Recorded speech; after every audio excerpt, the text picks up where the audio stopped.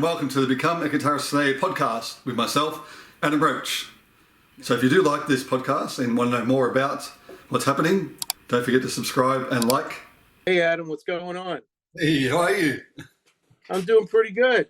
Pretty good. Excellent. Nice to meet you. Thanks. Likewise, and thanks for letting me talk to you and chat about, I guess, some guitar playing. It's be a lot of fun. But yeah, so first of all, I'd say congratulations with your new album, Skunkworks. Thank you. Thank you. So the band's called Shadow Eden, is that right? That's correct, sir. Shadow Eden.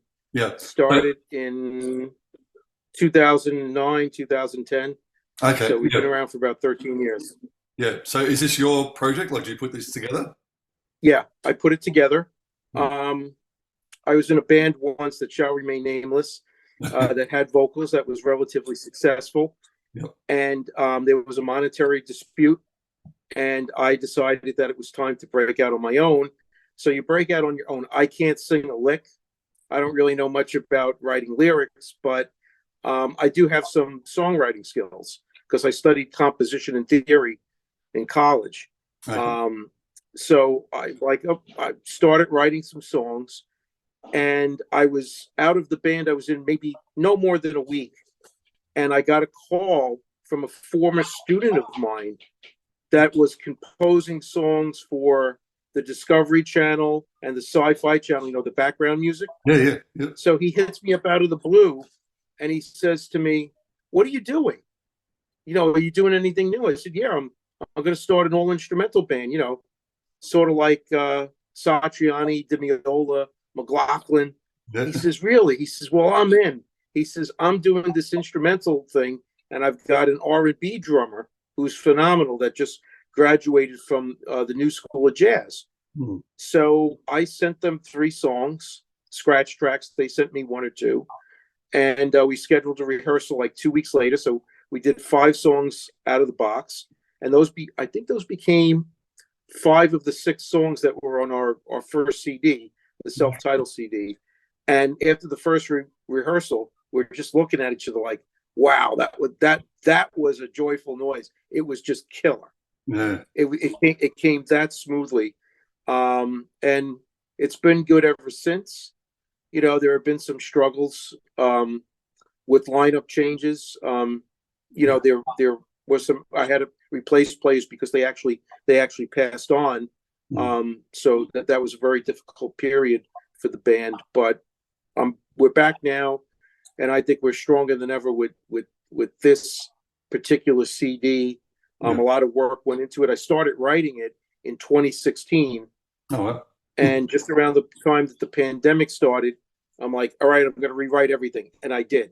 Yeah. I rewrote everything. I just had this epiphany, and I decided that I wanted it to sound a little bit different than what it was sounding, and I also had this Skunkworks idea. Yeah, that sounds great. I mean, every song. Cause I noticed the one I have has got side A and side B, so I'm not sure, is that how it is on the CD as well, or is that just the LP vinyl? Okay. There is a side A, and side B on the vinyl, which is late. It was supposed to be ready for tomorrow, but the production plants are running 2 or 3 weeks behind. So yes, there is going to be an album with the side A and side B. The CD, of course, those songs play continuously from beginning to end, which I think it's still a very good listen even that way. So I'm very excited to have it out. We're going to do the album drop tomorrow at Looney Tunes. It's going to be a live performance. Yeah. You pay not only to see the band, but when you get in, you could either get a CD, and there is an additional charge, and that gets you the vinyl album.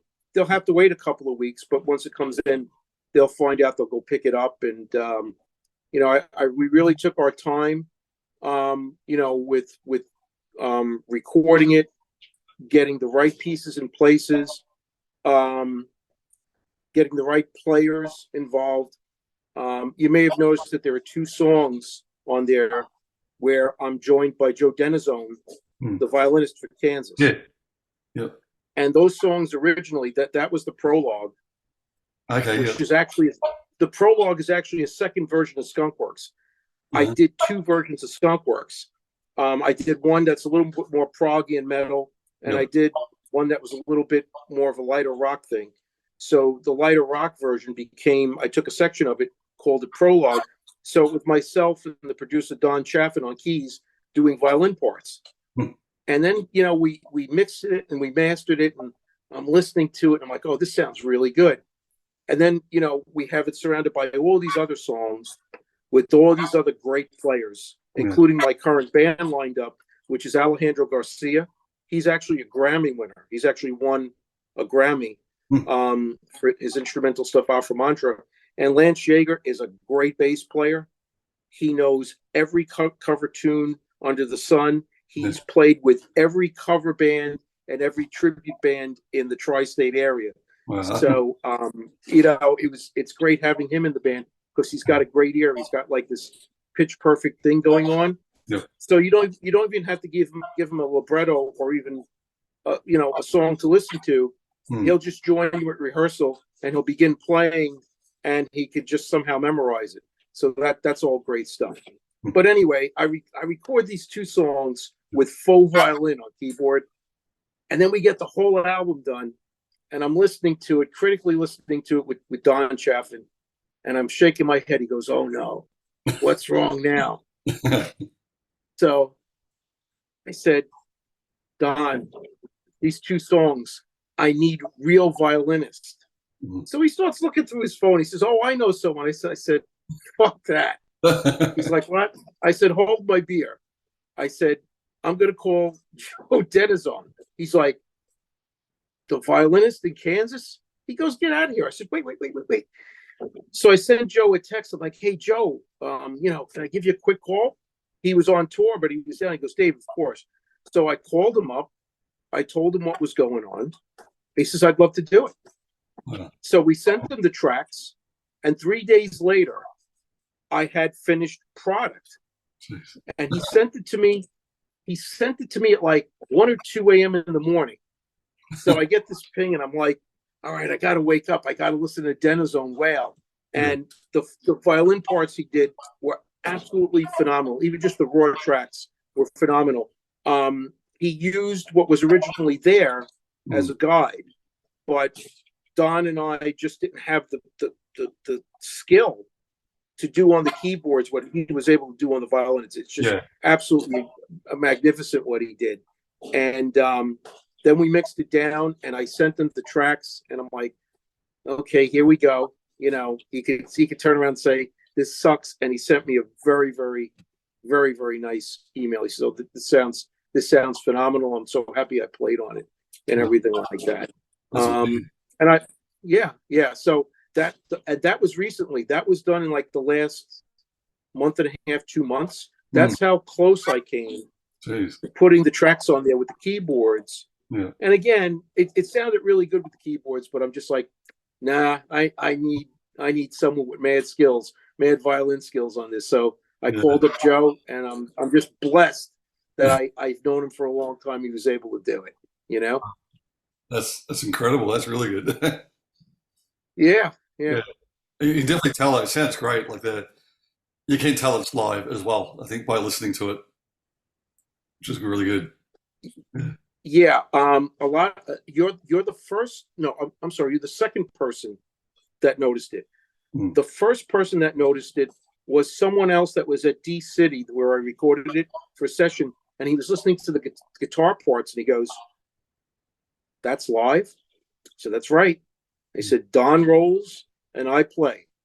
If I make a mistake, I don't punch. I go in and I do it over again." He's like, "Are you out of your mind?" I said, "Well, maybe, but not for those reasons." I said, and Adam, I'll tell you why I do that. Okay. And listen, I hear a lot of great players, and the technology is great when you could punch in and edit together. I mean, I've done that on songs, but I generally don't do that with my guitar solos, because what I want, good, bad, or indifferent, when I go out live before an audience, I want to be able to replicate what I've done in the studio. Yep. And I'm telling you, I've seen a bazillion great players that some of them could go out there and they could cut it. and some of them just can't because it was overproduced. Yeah. I may get, rocks thrown at me tomorrow when people wake up and watch this, but the truth is the truth. Yeah. You could hear when something's been overproduced. But thank you for that. Yeah. Yeah. A lot of those solos and guitar parts are live. Yeah, that's good. So with your show tomorrow, are you doing it pretty much in the same order as you got it on the album? No, what we've done is that we've mixed up the order a little bit, and we throw in some older songs. It's an 11-song set. We do a cover of Edgar Winter's Frankenstein, and we do this 3-piece. We call it Young Frankenstein. And we do, we do Book of Mirrors from the first CD, Your Attention Please from the first CD, Tenets of Time from Perpetual Motion, and I think everything else comes from Skunkworks. From Skunkworks, we're doing Still Life, that's the opener. Yep. We do this song called Elysium, which was taken off the album, only because on the vinyl, when you do 180-gram vinyl, to make it the best sound quality, you should do 18 minutes or less. Okay. And Elysium, no matter what side we put it on, would have brought it over that, and it would have cost me some sonic quality. So Elysium does appear on the CD, but it doesn't appear on the vinyl. Okay. So yeah. And another thing that we're doing is the video presentation. The band is actually playing in support of these videos that I designed for each song. Oh, really? Which is kind of crazy. Yeah. Yep. And there's actually when the show starts, the band's not actually on stage. I get up and I do a speech and I do this faux hypnosis thing. And then the first, I think, 6 or 7 minutes of the show, the band is nowhere to be found. They're just watching this video, when I designed the video, the Gina Donadio, who works for D-City, she does all their video work. She says, this video is a light bulb swinging in the dark. She goes, it's 6 minutes long. She goes, who's going to watch that? I said, wait, you watch, because they're going to wait for anticipation, and then the band's finally going to come out. So we did this whole thing, and the beginning of the video shows basically a dystopian world with people walking around in darkness, wearing masks. And then who do I have at the forefront dictating these people but the one and only Klaus Schwab from the World Economic Forum. Okay. And of course I have flames up behind him for the devil that he is. I'll probably have my bank account shut down tomorrow for saying that. But obviously I'm not a fan of New World Order. And that's how the show starts off. And then after that dystopian scene, it quiets down and there's just a light bulb in the dark. Yeah. So the very first show we did, the band left the stage area and we were in like a side room, a control room for the show, and it was being videotaped. And Gina was there videotaping the show. And we got like 4 minutes into the audience. They were like this, Adam, just watching a light bulb on the screen.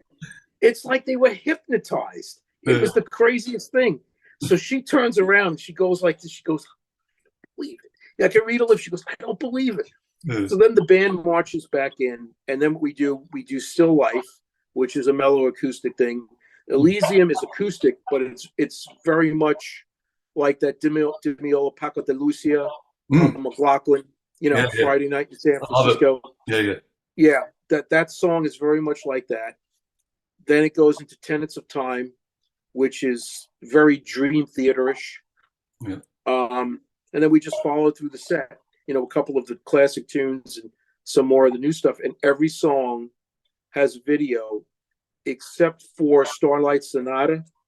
What we do is that we pull 2 volunteers up from the audience that play percussion instruments. So we'll hand one a djembe and one a small drum. And it's like the joke's on them because even though the song starts in 4/4, there's a couple of sections where it's odd time, and it comes up rather quickly in the song.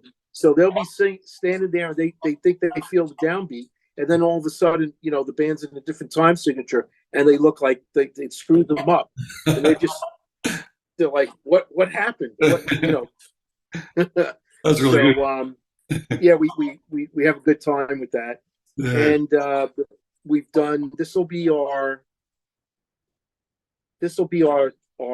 third Skunkworks show. The first show we had a 10-foot LED screen. The second show, also a packed house, was at Delancey, downtown New York City.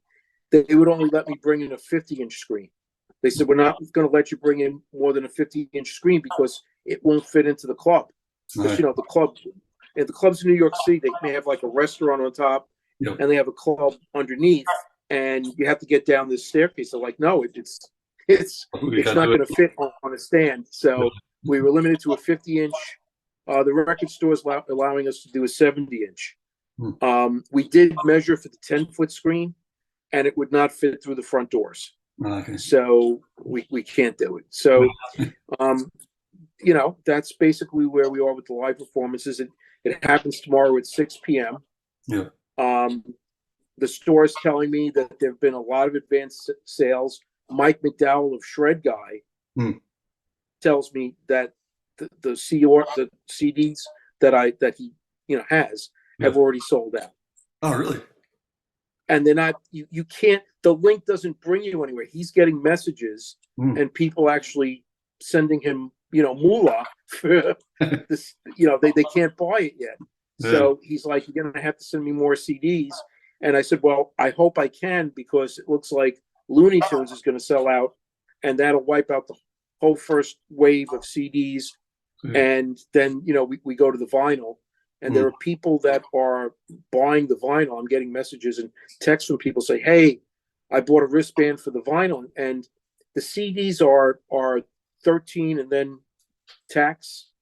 And the vinyl is $31 and then tax. Yeah. So $313 is a magical number for Shadow Eater. Yeah. Wow. It sounds like it's going to be an amazing show, though. It's going to be really good. Yeah. Yep. Yeah, we've been working on it a long time. Yeah. Looney Tunes is a record store. It's a classic record store with vinyl, CDs, DVDs, Hollywood memorabilia. And the stage is pretty small. Now, our stage footprint is pretty small. Guitar, I have a little Mesa Boogie, dual rectifier. The bass player has, I forgot what he has, but he has a combo bass amp. And we'll put a 4-piece drum set up there with the cajon and the djembe, and you don't have to worry about a vocalist, and we'll be all set to go. All set to go. So you're going to be videoing it as well, so hopefully try and get it. It's the whole thing. Looney Tunes is in charge of videotaping the thing, and they're also going to go live with it. Oh, they? The original show, which we did in April, was videotaped. I think 7 or 8 camera angles, and that show was actually picked up by Apple TV and Glue TV, and it's undergoing the final edits. Wow. For those shows. I just haven't had time to do it. Finishing the album and doing the record and the artwork and everything like that. So. Yeah. So is that a pay-per-view tomorrow night, or is it live on somewhere where people can watch it? Well, tomorrow night's show, it'll be Facebook Live and probably YouTube Live. Definitely Facebook Live, probably YouTube Live. And there may be YouTube videos posted on Shadow Eden's YouTube channel in the future. With regard to the other thing, I think it is like a paid, like a Fire Stick paid subscription type thing. So I don't know all the details. That I don't get involved with. Once someone buys it from me, they say, hey, we'll get, all right, go ahead. Just let me know when it's on so that I can let people know. Yeah, that's really good. I see some pretty cool guitars back there. Yeah, bit of a Van Halen fan, so. Yeah, absolutely. Yeah. Absolutely. It's just funny because my main influences would be like Eddie Van Halen, Al Di Meola, John Williams, Robin Ford. So I've got a few different various styles. But I love Al Di Meola. Grew up on his stuff, and so when you mentioned him before, I thought, oh yes, I love it. So that's good. Yeah, Al's my main guy. In recent years, I've become a huge Borelli Legrand fan. Who's that? Have you ever heard of Borelli Legrand? No, Borelli Legrand no, I haven't. doesn't even have an album out. Hmm. Okay, I went to see him at the Iridium last year. Doesn't have an album out. He sold 2 nights out at the Iridium. Okay, Yeah. he's from France. He's a real gypsy guitar player. I don't know if he comes from the bloodline of Django Reinhardt, but he might as well have. Yeah. I mean, I'm watching this guy play. It's him and an acoustic guitar, a stand-up bass, and a horn player. And I'm watching this guy play, and I crapped my pants. I'm like, it was so spontaneous. And Adam, what was strange about it is that there were times where what he was playing, he was reaching so far that he didn't quite make it. But the feel, the timbre that it had with it, you can't put a price on it. Sometimes you go and you hear any player, a guitar player, a drummer, a keyboard player, a vocalist, where everything that they do is sort of mapped out and perfect, and that has its place. But every once in a while, you get a player like Borelli Legrand, who is just, his improvisational skills are second to none, and his technical acuity is phenomenal. If you close your eyes for a moment, he sounds like a cross between Paco de Lucia and John McLaughlin, except he doesn't really play with his fingers that much. Most of it is pick driven. Okay. So when you get a chance, check him out. If you like Di Meola, actually Di Meola took him on tour in the 1990s. Oh, really? Took him on one 5 or 6 date tour with I think it was Larry Carlton. Okay. Don't quote me on that, but it was Borelli Legrand and I think Larry Carlton. And Di Meola never asked Borelli Legrand back, and I couldn't figure that out. Couldn't figure out why. So if you search YouTube long enough, you'll see why. Because Borelli was just like, he was younger at that time, probably 20, 25 years younger, and he was just blowing the doors off of the venues that they were playing. So, no, definitely check it out for sure. Why the name Skunkworks? Did you take a look at any of the album artwork? No, Did I send you any of that? I only got the songs now. Okay. Yeah. Okay. Why did I call it Skunkworks? Yeah. Do you know what McDonnell Douglas, the defense contractor, has a Skunkworks program? No, I don't know. All right. They designed the Blackbird SR-71 in the 60s and 70s, that plane that flew at like 3,000 miles an hour up in the stratosphere. They designed the stealth fighter. Well, of course, our Skunkworks has nothing to do with that. But what it does involve, it's a top secret project that the general public doesn't really know about, and it just sort of comes out of nowhere. So what's this about? What's the whole Skunkworks? Why the videos? There are subliminal messages in the music. If you go back and listen to the songs, if you listen carefully, there are subliminal messages. What's the message? Okay. When I tell people this, their heads explode. Hopefully yours doesn't. All right. Have you ever spoken to someone about a product or a situation, or even thought about it, and then you look at your phone? Let's say you're thinking about a guitar. Yep. You're talking to someone about a Les Paul, and 5 minutes later, you look at your feed, and you have all these advertisements for Les Pauls, right? I get that all the time. You see it on your phone. Yeah. You see it on your computer. It happens with your Alexa, right? Am I right? Yeah, exactly right. Yep. Okay. Well, let me ask you this, Adam. So that means it's what? What does that mean? They're listening. If you're if they're listening, right? Yep. You sure about that? I think so. I mean, that's what it feels like. You think so? Well, do you think that only works one way? No. No. So they're obviously, if they could pick up your actions and words, and in some cases thoughts, they're probably capable of beaming it the other way. And what I would submit to you, kind sir, is that some of the behavior we have as consumers and human beings in general is already being driven by an artificial intelligence program under the guise of social media. Mm-hmm.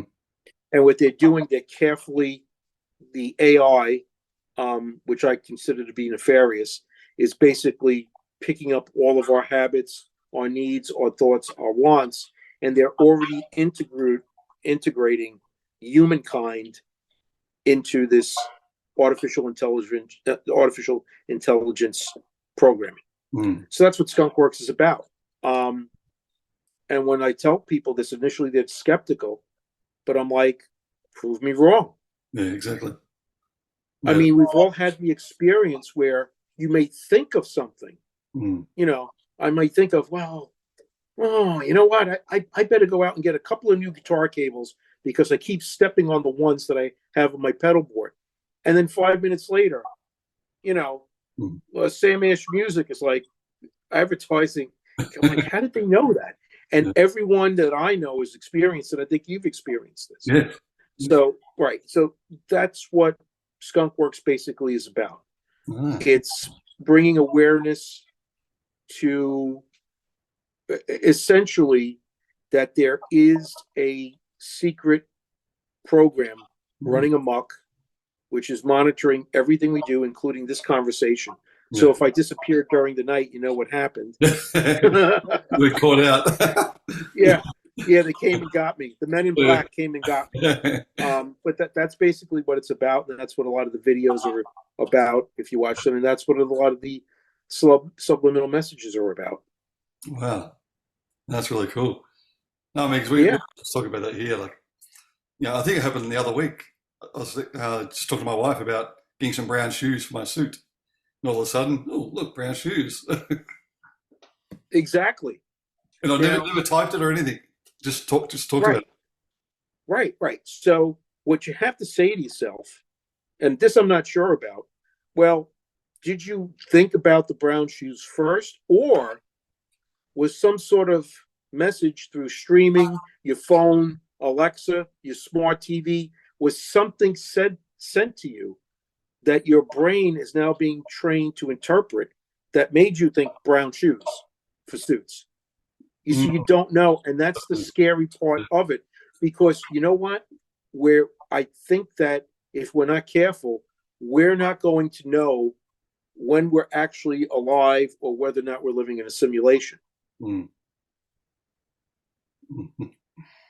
It's very, very strange, isn't it? It is very strange, and it's a very heavy topic for any band to take on. But you know, bands used to do shit like this all the time.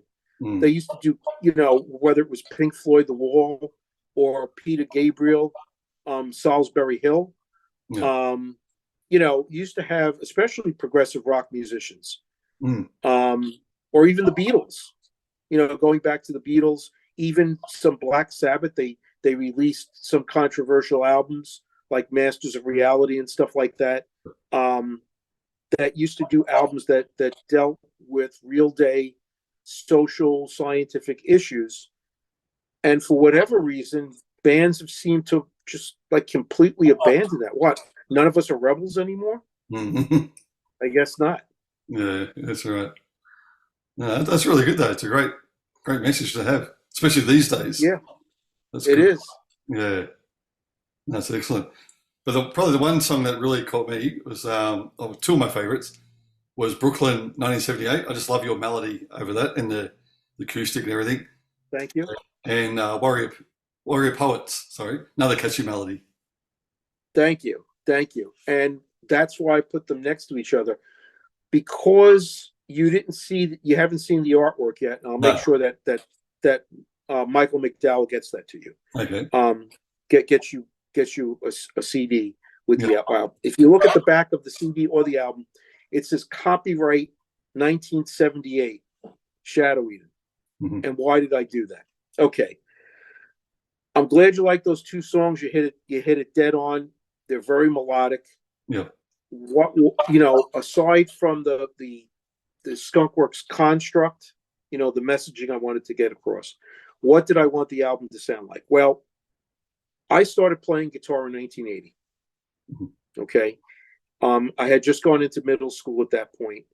And just prior to that, what made me get into music, listening to the bands that came out of the 70s were Yeah. just unbelievable. You had Led Zeppelin in the late 70s, you had Van Halen, you had Queen, um, you had Yes, you had bands like Black Sabbath. There are some lesser known bands like Starcastle that were prog rock bands. You had Pink Floyd, Dark Side of the Moon. You had Genesis and Peter Gabriel, and Peter Gabriel broke off on his own. Um, late 60s, early 70s, you had Hendrix. You had all of this music coming at us, and it didn't have a homogenous sound.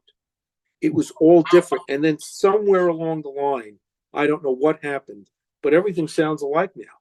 Mm. Even if you listen to metal bands now or prog bands, and there are exceptions.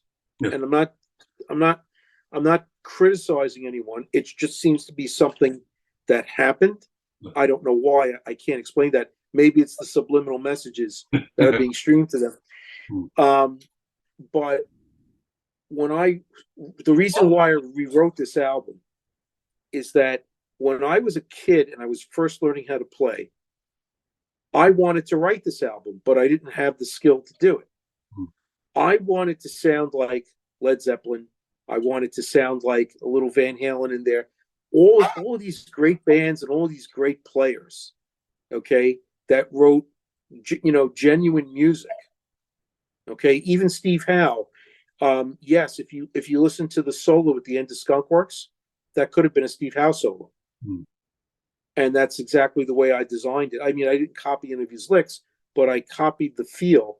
So that was my mission, is that I didn't want any of the songs to sound like they were written in 2023. I wanted everything to sound like it was written in the 1970s. And I think I pretty much nailed it. Yeah. I mean, thank you. Warrior Poets, it's a cross between the playing on, it's a cross between Jeff Beck and Eddie Van Halen. Yeah.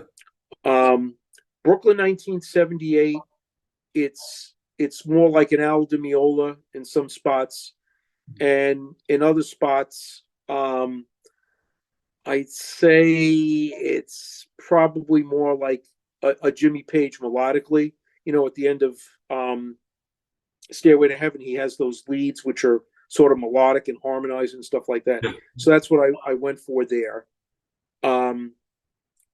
The song I'm most proud of, though, okay, is Blind Dog, Yeah. which was my tip of the hat to Robert Johnson.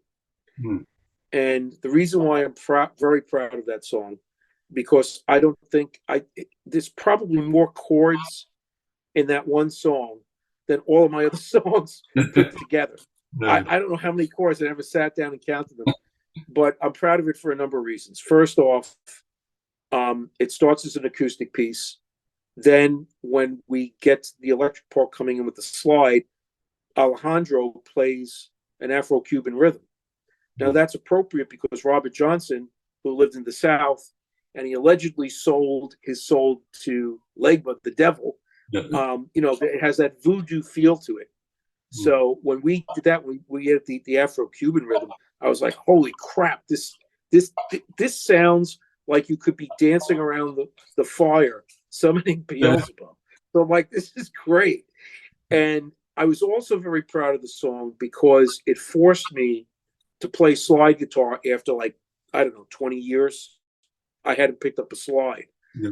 So we wrote the song, we recorded it. I left the guitar solo last, and I spent a month relearning how to play slide guitar. Oh, and let me tell you something. It's not like riding a bicycle. You sort of don't forget, but if you don't practice slide guitar and you're doing all this, shreddy, spidery stuff on guitar, you go back to a slide and you haven't done it in a long time. It was very challenging, but I spent like a month, maybe 4 or 5 weeks, just playing slide guitar for like an hour a day. And then I wrote the solo. And if you listen to it, that solo is cut live, just like all the others. Yeah. That's the thing I like about this. You know, you can go back and listen to it again and appreciate those things as well. Thank you. I Thank look you. forward to Cool. go back to a second listen. Well, you know, and I'm also blessed that I have all these great players that I was able, you know, to basically recruit their talent. Again, the touring band, the permanent band right now is Alejandro Garcia and Lance Yeager. I got Paul Ranieri, who was, I guess he was my bass player from like 2015 to like 2018. Okay. And then he went on to do something else. He appears on the album. Claudio Galinsky, who's the drummer in Riot, or Riot Act, might be Riot. He's the drummer in that band currently. Don Chaffin is not only the guy that produces, but he also did a lot of keys. He did piano. He did some keys on it. And of course, you know, he helps me engineer all these great sounds. The guy's just phenomenal. He plays in Riot as well, and a couple of other very well-known tribute bands here on the East Coast. I think he does this Bon Jovi tribute. And they play like amphitheater. You know, they play 10,000 people. Yeah.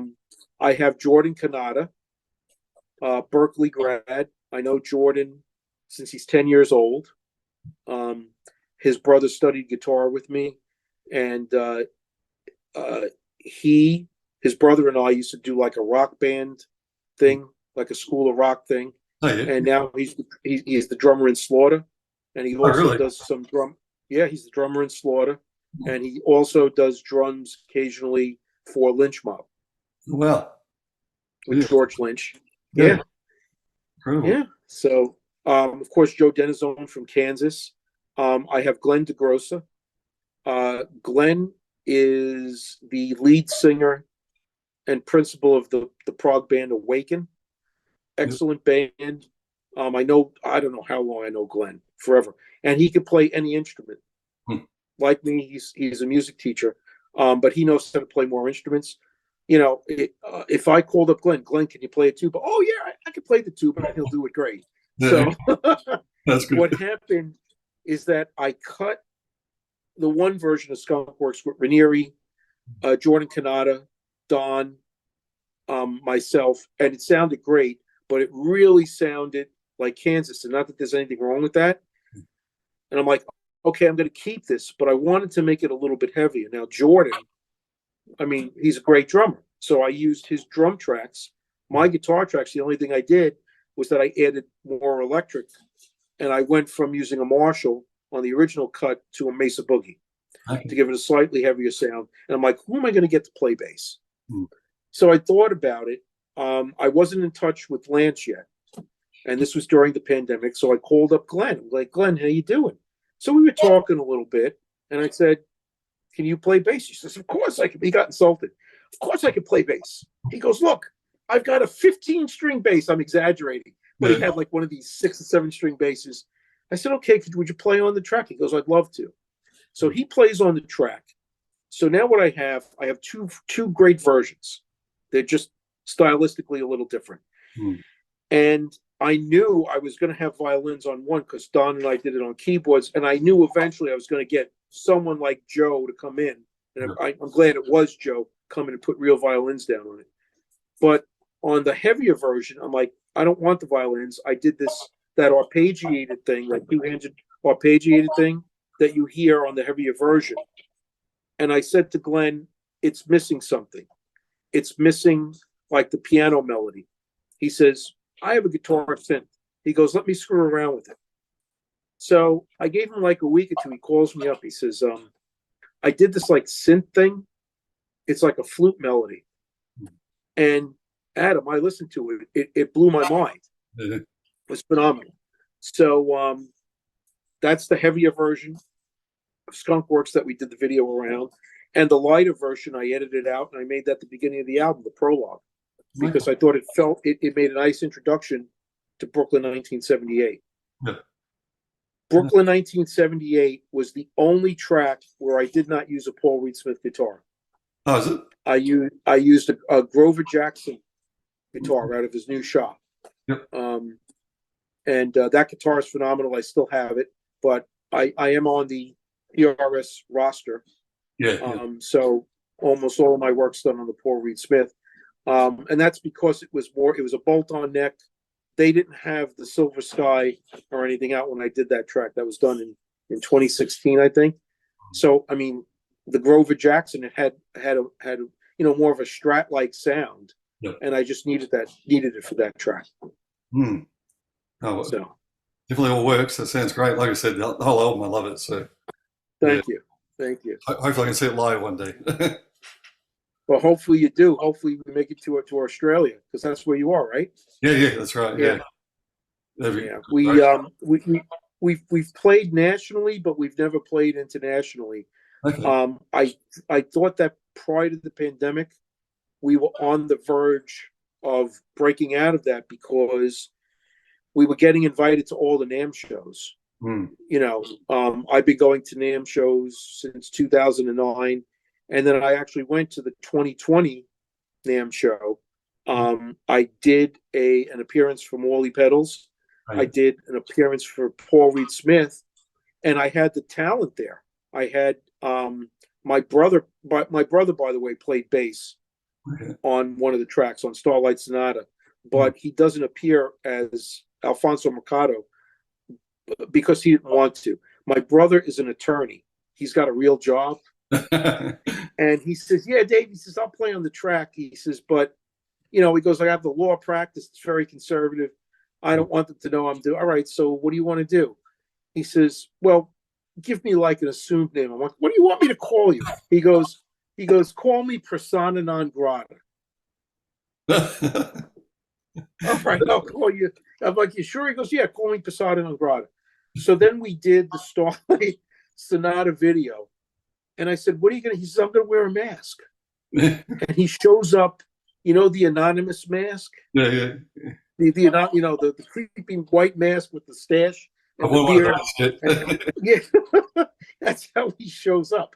And I'm like, you have to be kidding me. He says, no, this is the way I'm doing the video. So if you look up the Starlight Sonata video, that's my brother playing bass, who's still a practicing attorney, but he just didn't want to be outed. Oh, I'm not playing with these rock and roll guys. They're bad news, I told him, I said to him, are you like the bass player in Guar? What about Ghost? I said, do you play bass in Ghost? What are you not telling me here? Because, you could if you wear a mask all the time. Who knows? Exactly. So. That's really good. Yeah, well, hopefully you'll get down here one day. I'm hoping to.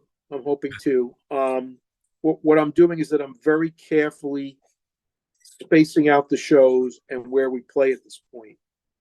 We are going to be playing a more major New York venue. The Delancey and Arlene's Grocery are great venues. They're small New York City venues. We love them. They've treated us very well. But I have been approached by a much larger venue that has national acts going through. And we're shooting for an April date. The reason why I don't make it sooner is because it's gone from a 3-piece band, which has very little overhead. Well, now I'm bringing a giant screen, which is a separate truck.